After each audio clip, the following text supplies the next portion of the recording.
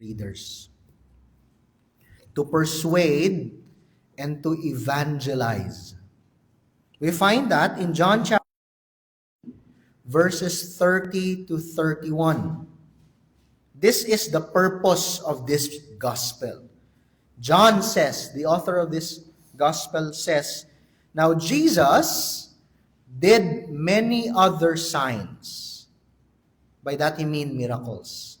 Jesus did many signs in the presence of the disciples, which are not written in this book.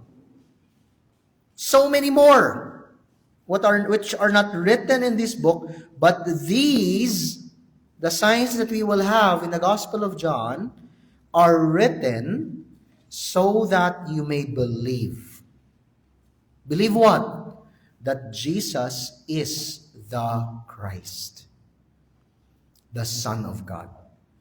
And that by believing, you may have life in His name. That's the purpose of this book. It was written to convince us, para magpati kita, that Jesus is the Christ, the Son of God. And why do we need to believe that? Nga kinanglan ta napatihan, so that we may have life in His name. And do you know what John did sa siningang gospel? The way that John persuades, the way that John convinces us to believe his gospel, or what he is saying about Jesus, is by presenting evidences. Evidences. Ebidensya para magpati kita. Then the evidences that John uses in this gospel are the testimonies of people and the signs of Jesus Christ, the miracles of Jesus.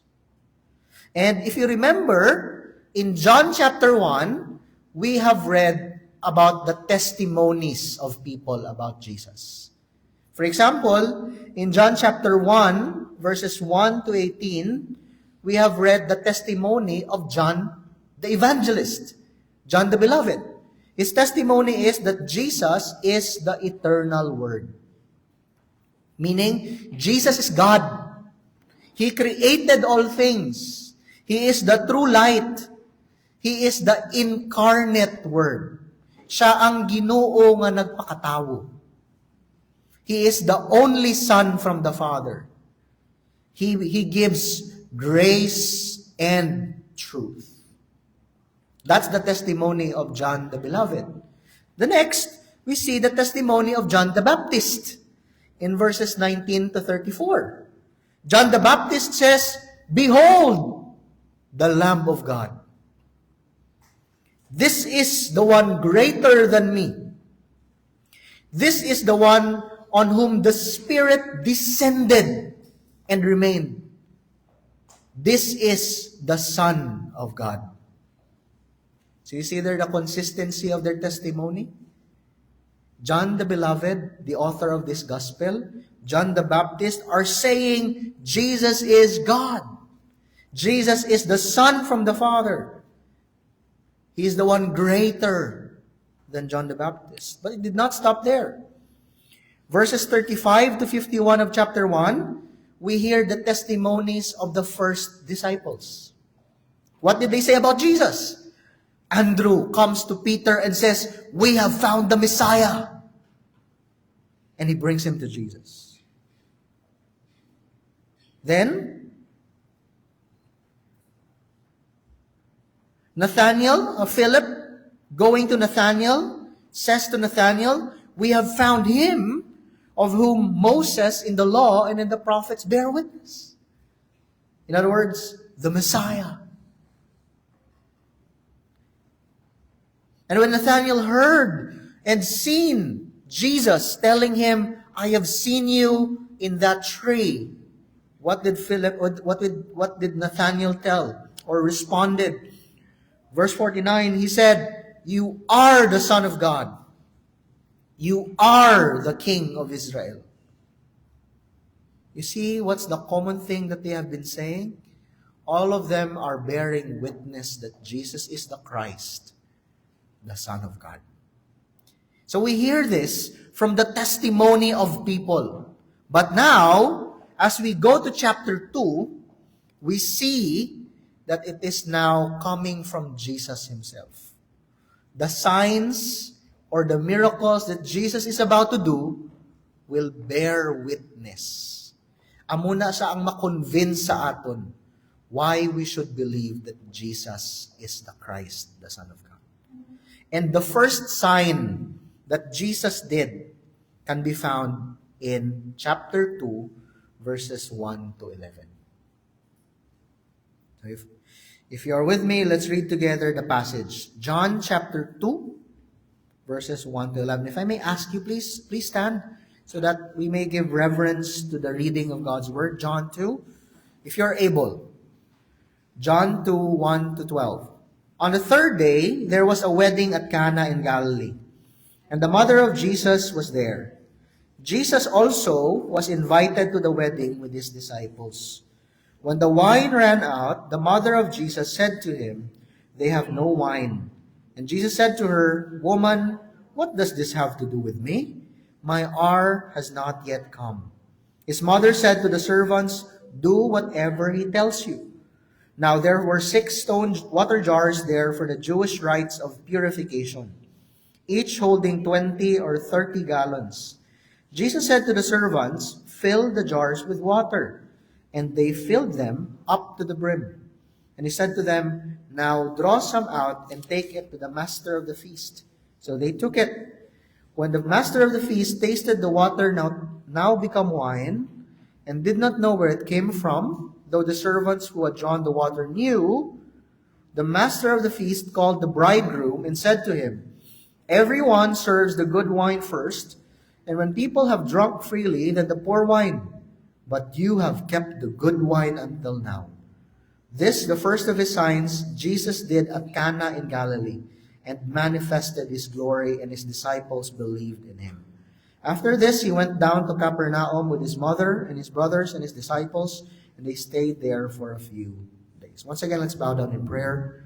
Lord, may you bless the reading of your word, and even as we expound this word in the presence of your people, may you speak to us in such a powerful way that we may hear your voice and respond to you appropriately. Build our understanding of who Jesus is and compel us to come to him as he brings us the blessings of the new covenant, our mediator, our Messiah. We ask this in the name of your Son, Jesus Christ. Amen. You may now be seated.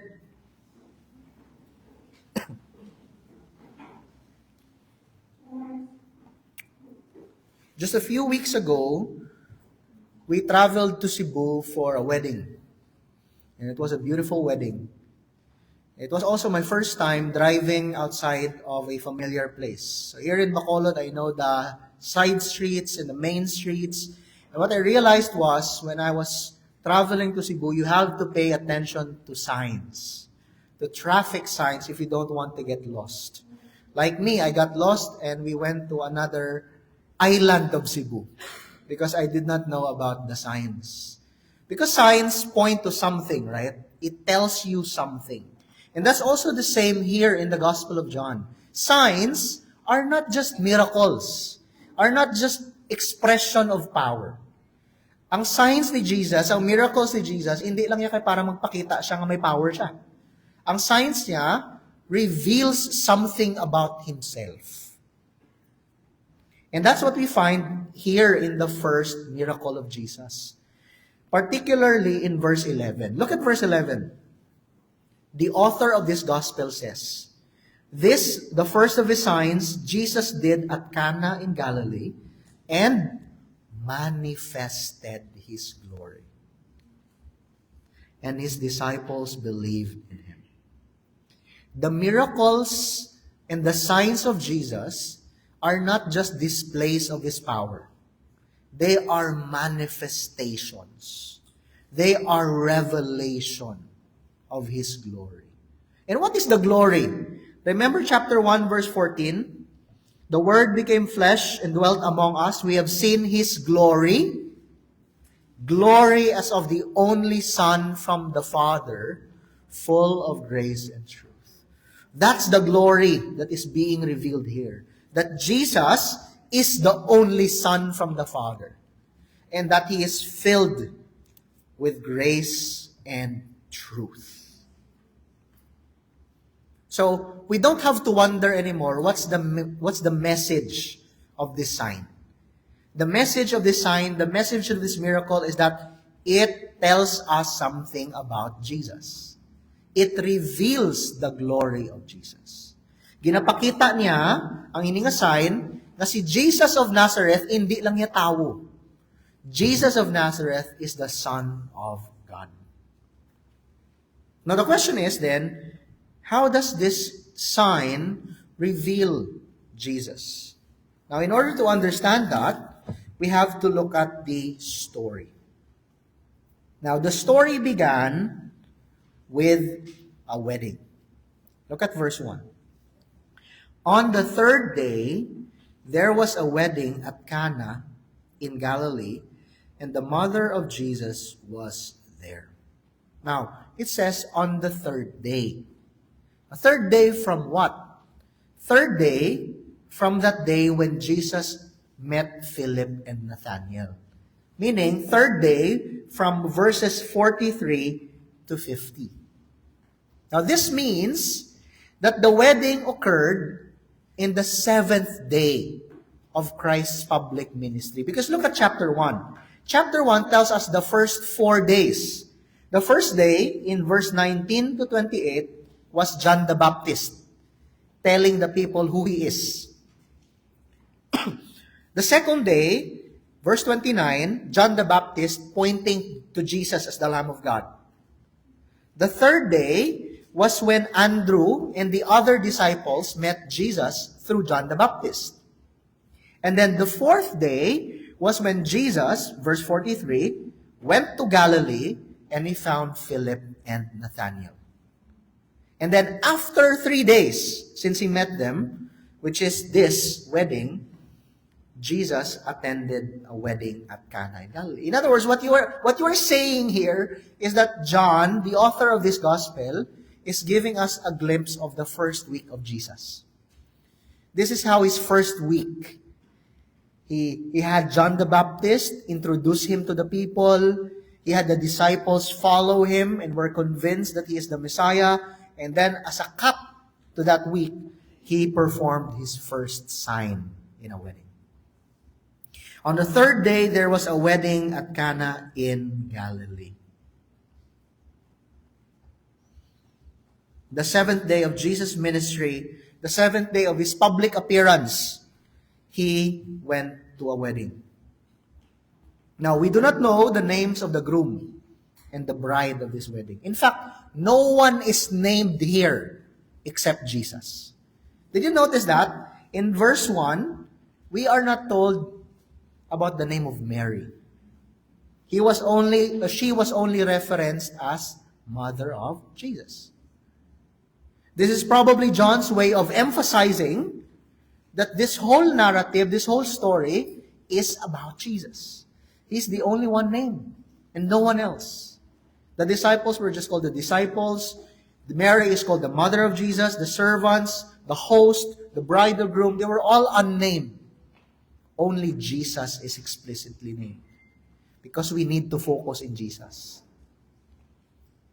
So he was attending this wedding with his mother, and then verse 2 tells us with his disciples. Jesus also was invited to the wedding with his disciples. Who are these disciples? The first 4. Andrew, Peter, Philip, Nathanael, and probably John the Evangelist. They attended the wedding. Now, since Jesus and his mother was invited, it is probable, as some commentators say, that this wedding is a wedding of a relative or a friend. After all, Cana is a very small place. Some said that it is probably just made up of 500 people. It's just a small town. Everyone knows. So imagine, wedding is a public event. Everyone is there in this small town. And Jesus, his mother, and his disciples were invited. Now, normally, here in the Philippines, when we have weddings and we celebrate it one day. We have the ceremony in the first part and the celebration after. Max probably would be 9 to 12. Those who would like to party. 12 midnight or more. But in Israel, particularly during that period of time, they celebrate weddings for a week. 1 week of celebration. So imagine the festivities. And according to their culture, it is the groom who is responsible for providing for everything in the celebration. Meaning the groom needs to provide for the wine, for the food. It is the reason why in chapter 2 verse 10 that when the host, the master of the feast, tasted the wine that Jesus made from water, he did not go to the groom and the bride. He went only to the groom and told the groom, "You have brought out the better wine last." Because in their culture, it is the groom who is in charge of funding the festivity. And to fail to provide in this week-long celebration is considered a social embarrassment. Kahuluya. Kung magkulang ang pagkaon or ang ilimnon. And it may even be considered offensive to the family of the bride. Meaning, the groom cannot sufficiently provide for his bride. So you can imagine the tension when verse 3 tells us, when the wine ran out.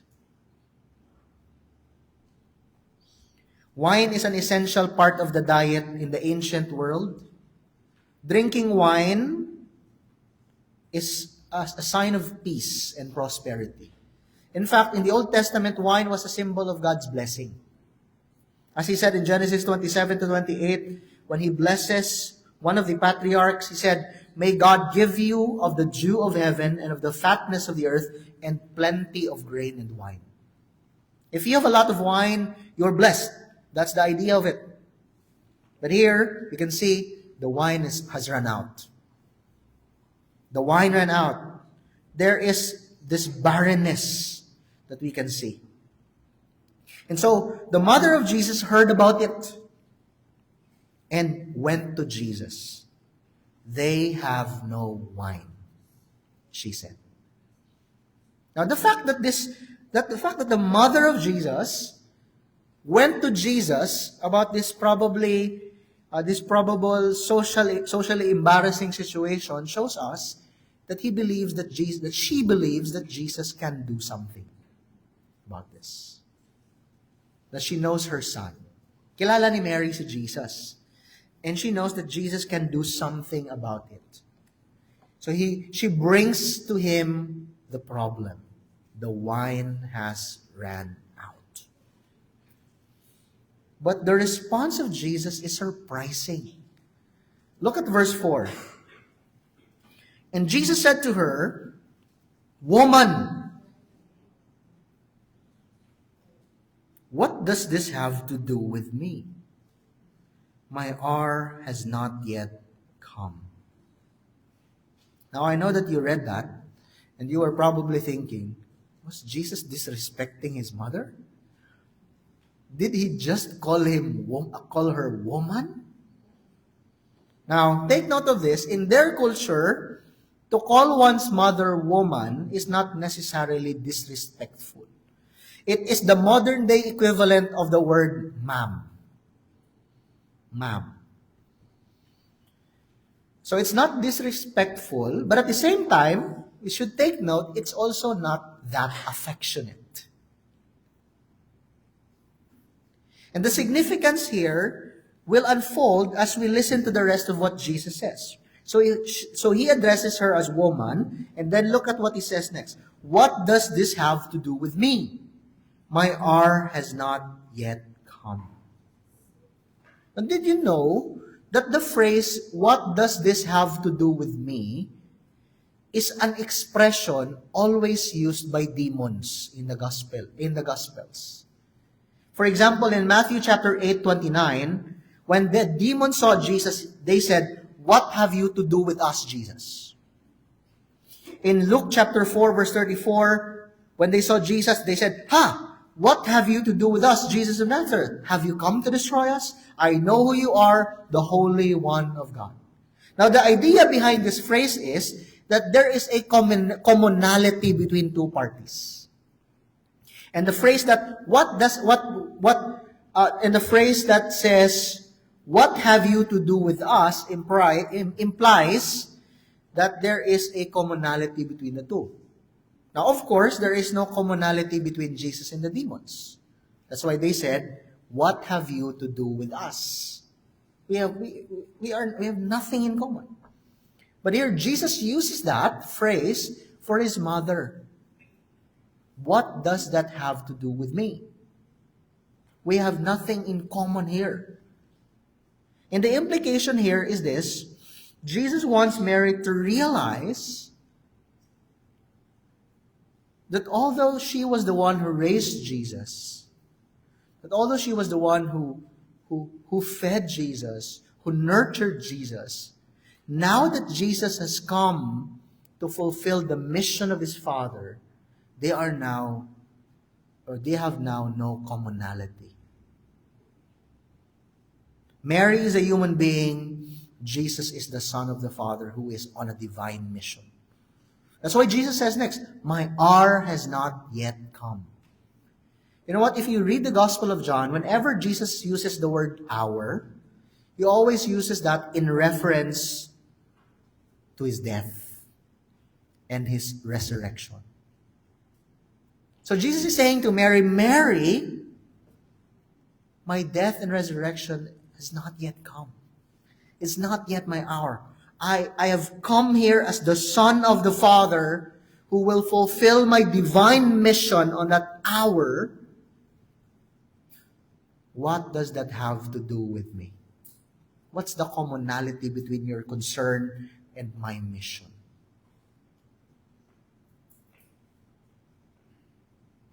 This shows us that while Mary was mindful of the present problem, Jesus, on the other hand, was mindful of his mission. That's why there is no commonality between the two. Mary is thinking about the problem and the social embarrassment. Jesus is thinking about the hour of his mission. He is aware that he came to die and to be exalted and to inaugurate the age of the Messiah, wherein wine will flow freely, as we have read earlier in Amos chapter 9, verses 11 to 15. So he tells Mary, "What does this have to do with me? My hour has not yet come. I have not yet died and resurrected. This is not my business." Do you see there the difference between the two?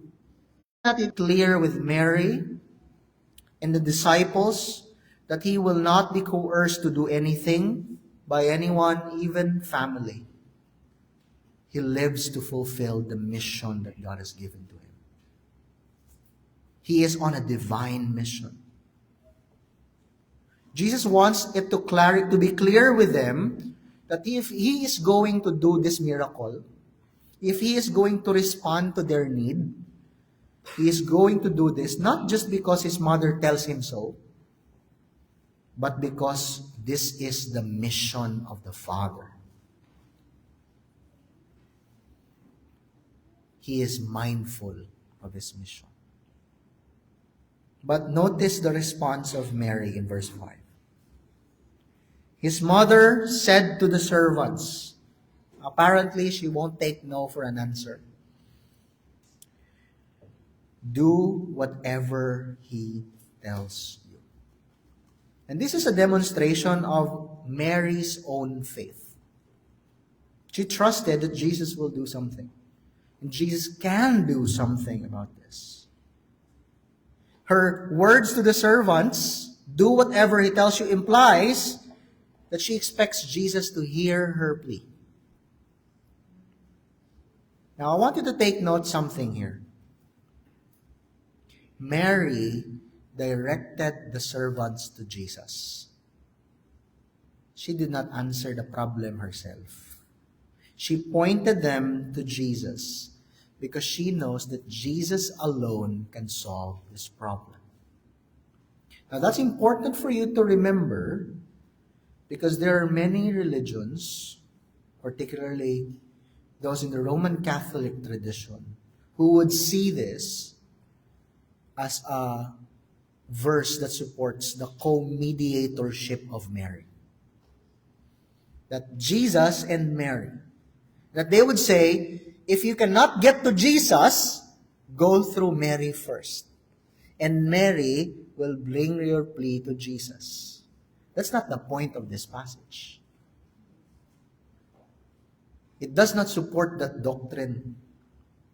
What this simply shows us is that Mary knows that she cannot solve this problem. She was not a co-mediator of Jesus. Jesus alone can solve this problem. Do whatever he tells you to do. So what happened next? Verse 6, there were 6 stone water jars there for the Jewish rites of purification, each holding 20 or 30 gallons. These are big jars. And these are not drinking jars. These are jars used for purification. People bathe through the waters in this jar. It's not for drinking. But Jesus said in verse 7 to the servants, fill the jars with water. And they filled them up to the brim. And what's important for us to realize here is that this author of this gospel made it sure to point out to us the kind of jars that Jesus used. Not drinking jars, but cleansing jars. And if you know anything about the Jewish religion, you will realize that they were very particular about cleansing. Mark chapter 7, verse 3 and 4 gives a glimpse of how particular and serious the Jews with regards to their external and ritualistic cleansing. Now, Jesus uses these ceremonial jars for a greater miracle. The second thing that we need to understand about these jars is that they were large. 100 to 180 gallons. That's how much wine Jesus created. It's no joke. You see the reverse of the situation? From there is no wine, now to there is abundance of wine. 120 to 180 gallons. Jesus is providing now for the feast, not the other group. And the servants who were obedient did so. And then Jesus said to them, draw some out, take it to the master of the feast. So they took it. Now, master of the feast is basically the host. He is not the same person as the groom. The work of the master of the feast, it's an honorary position actually, wherein he discharges the food during the feast. He is in charge of how much should be brought out, food and wine. He does not provide the food himself. It's the groom who provides it, but he is the one who manages it. Okay? So when Jesus told the servants to bring it to the master of the feast, it's so that this master of the feast would dispense it to the people. But take note, John tells us explicitly that the master of the feast did not know where this came from. He did not know where this come from. And that makes his response in verse 9 and 10 all the more important. When the master of the feast tasted the water now become wine and did not know where it came from, though the servants who had drawn the water knew, the master of the feast called the bridegroom, the one who is sponsoring the wedding, and says to him, everyone serves the good wine first. Because people are still sober, they can still taste the wine. Later, when they are no longer sober, they no longer cares what's the taste of the wine. So they're just continuing to drink. So everyone serves the good wine first, and when people have drunk freely, then the poor wine. That's a strategic way of doing it. But you have kept the good wine until now. The master of the feast has recognized that there is a new wine provided and that it is better than the previous wine.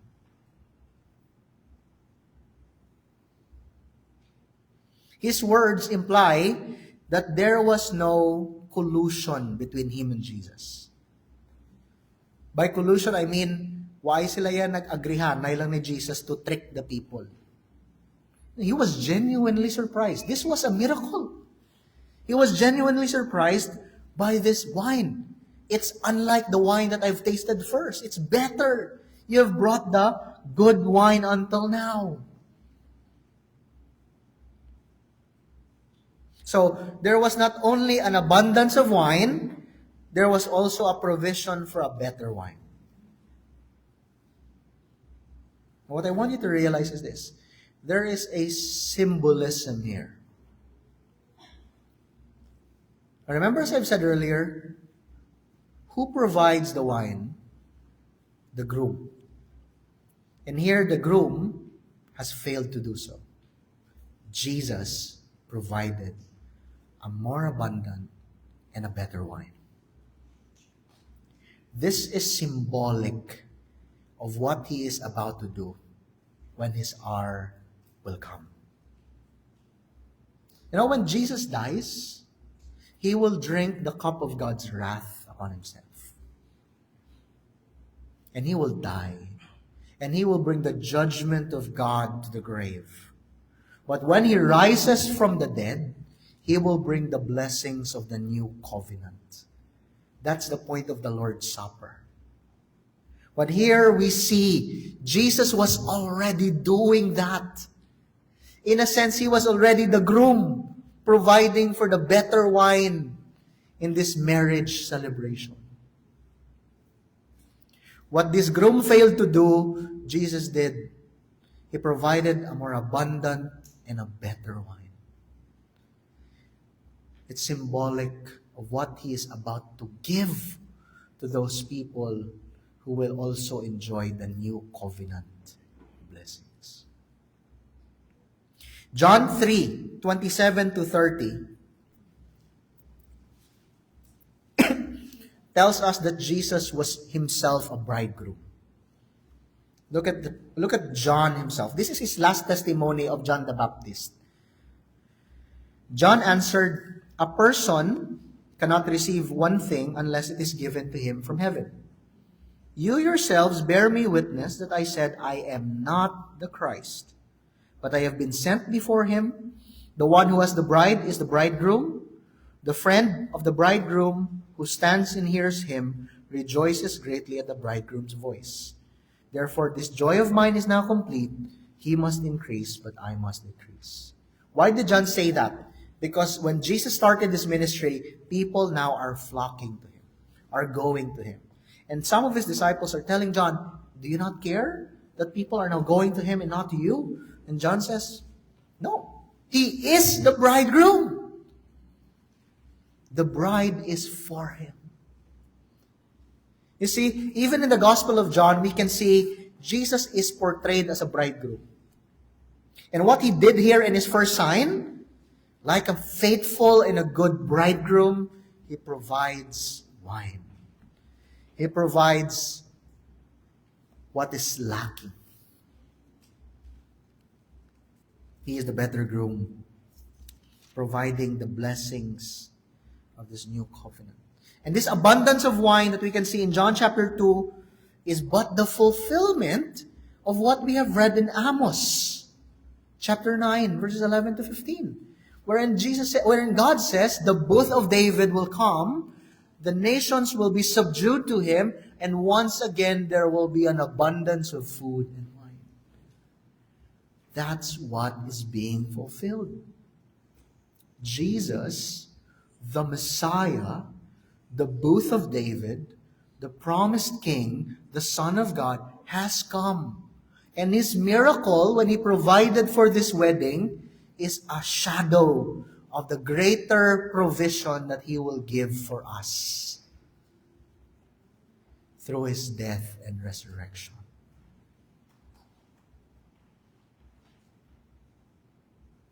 This sign was merely a pointer. It points to Jesus as the Messiah, the mediator who brings the blessings of the covenant. That's why, when the disciples saw this, look at verse 11. This, the first of his signs, Jesus did at Cana in Galilee and manifested his glory, and his disciples believed in him.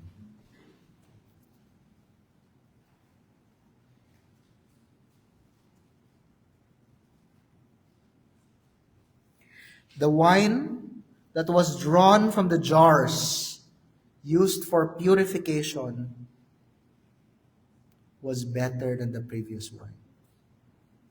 It is symbolic of what Jesus is about to bring to us from the old covenant to the new covenant. Now remember how John the evangelist described Jesus in chapter 1. The law was given through Moses. Grace and truth comes through Jesus Christ. And then before that, he said, for from his fullness we have all received grace upon grace. The old covenant, the promises of the old covenant was grace. But when Jesus Christ came, he brings greater grace. That's what's happening here. In the old covenant, they were taught to do purification, external. But as the old covenant has shown us, you will never be truly cleansed from your sins by doing this bathing. Right? The only thing that can cleanse you and me from a guilty conscience, the only thing that can cleanse you and me from the effect and the power of sin is Jesus. From these old jars used for purification rites that can never truly purify, Jesus draws out a better wine and he gives it to those who believe in him. So we enjoy the new covenant blessings. We enjoy true cleansing in Jesus Christ.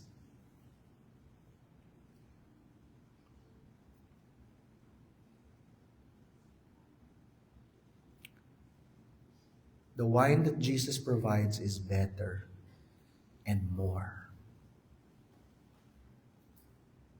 And the disciples saw that. And upon seeing that, they got a glimpse of his glory. And they believed in him. This is just the first of his signs that manifested his glory. Now here's the point for us today. Jesus manifested his glory as the only Son from the Father when he turned the water into wine. When he provided a wine that is more and that is better. When he used that sign occurring in a wedding to point to a greater wedding wherein he will provide the blessings, the richness that is promised in the Messianic age. That's why the disciples believe in him. That's why we believe in him. We should believe in him.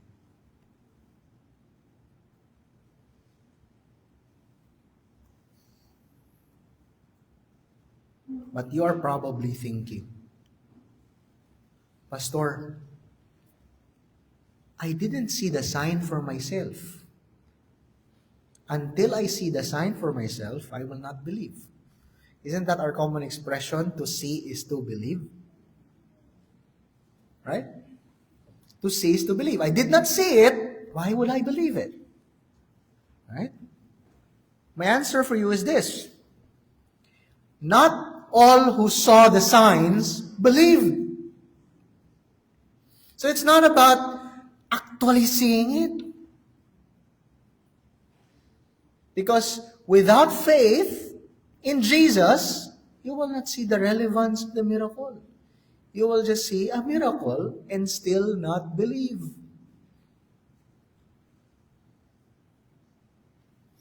Remember the words of Jesus to Thomas.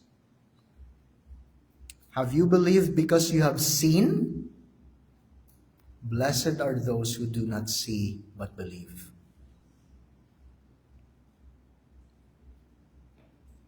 So let it be sufficient for us who have not seen to realize that the sign did happen. It was a real miracle, and it revealed the glory of Jesus. And though we do not see it today, blessed are you if you believe. Now, how can that happen? That can only happen when God opens our eyes. When God grants us spiritual sight. When God gives us the faith to see.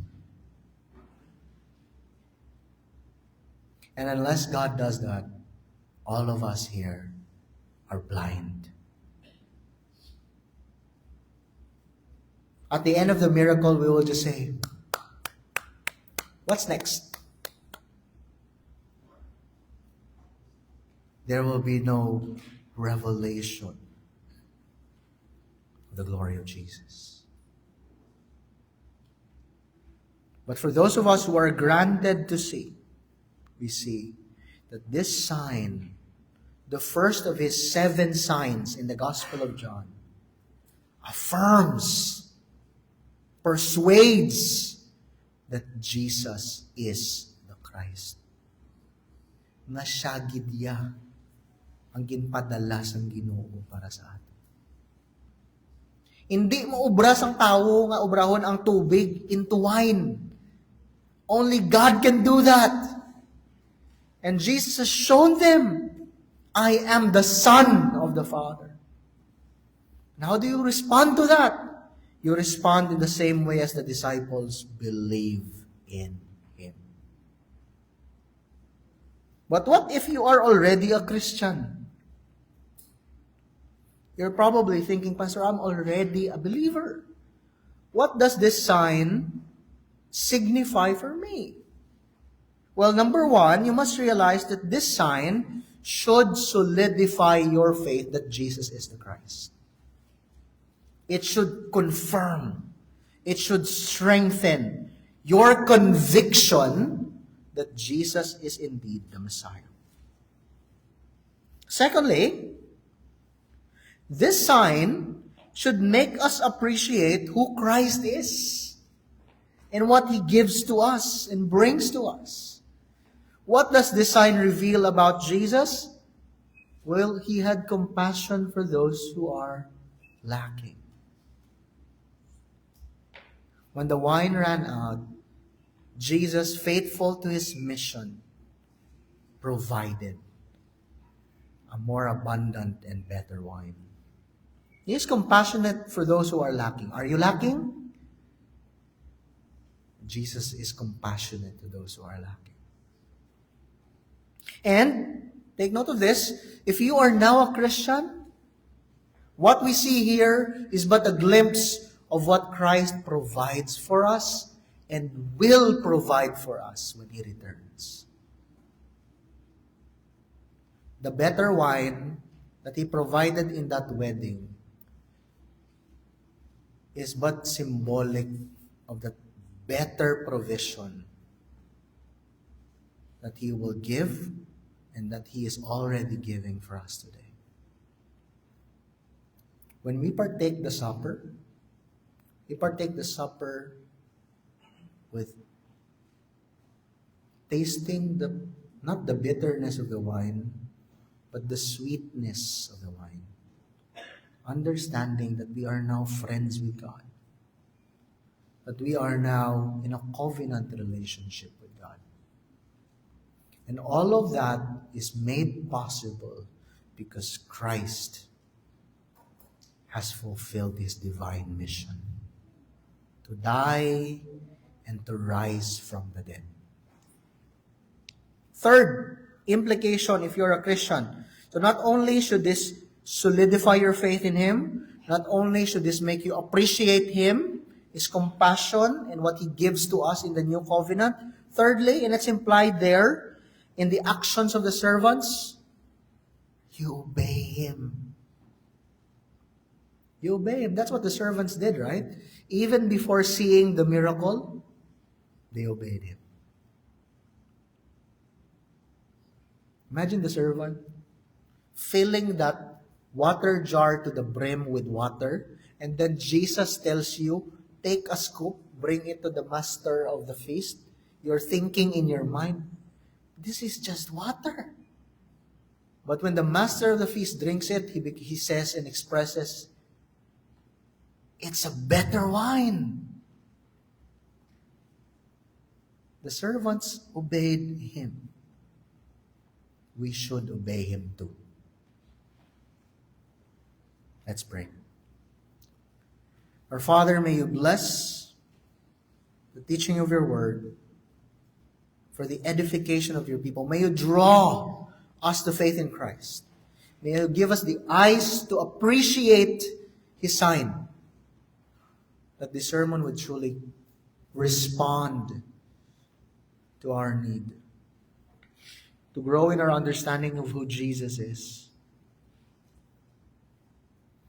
to not miss the point of the miracle. We pray for Your grace. May You use the word that was preached for its intended end. In Christ's name we pray. Amen. Let's remain seated in meditation and in prayer for the message which we have heard, after which we will sing our response song.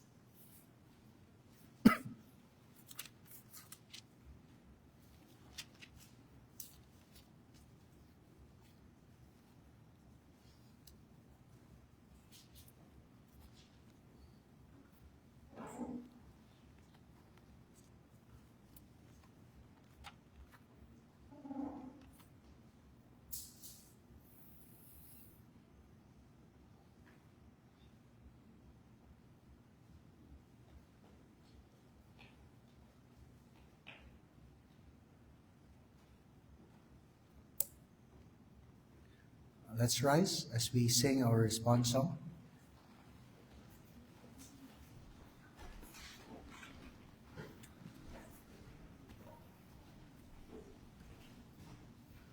Let us realize that the proper response to God's word is worship.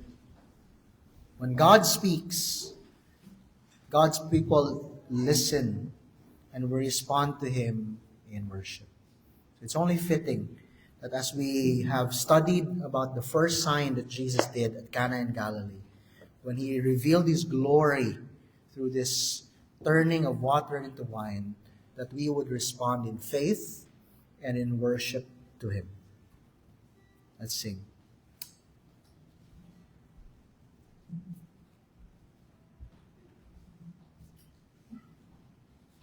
For a response song, we will sing Behold Our God.